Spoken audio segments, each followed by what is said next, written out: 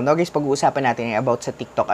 Paano nyo ba malalaman kung mayroong ibang nagbubukas ng inyo pong TikTok account? For example guys, ay binubuksan sa ibang device. Ayun po, for example, hindi nyo alam na yung device na yun kasi kung hindi po kayo naka-alert or hindi nakabukas yung inyo pong two authentication or alert message sa inyo pong sa inyo pong TikTok, maaari pong mabuksan ng iba ang inyo pong TikTok sa ibang cellphone. So paano nga ba ninyo malalaman at paano niyo i-disconnect yun at ano ba dapat ninyong gawin?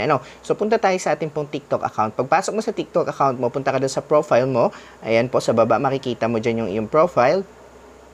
Ayan, i-click mo lang yung profile mo. Then punta ka dito sa three line, dito sa taas. Ayan po.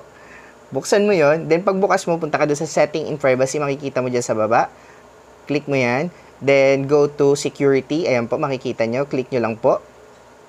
Security. Then, makikita mo dito yung security alert. Pag binuksan natin to, ito yung mga dapat natin i-check.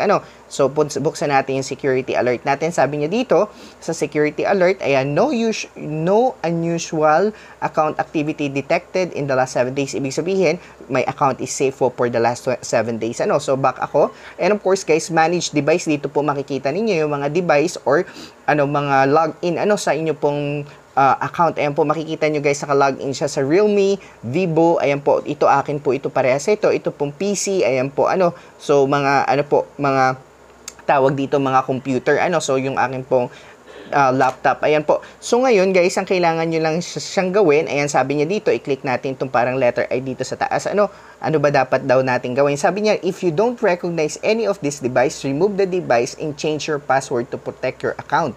Pindutin ko lang yung okay. Ibig sabihin guys, i-click lang natin ito, then mag-change po tayo ng password para po ma-secure yung atin pong account.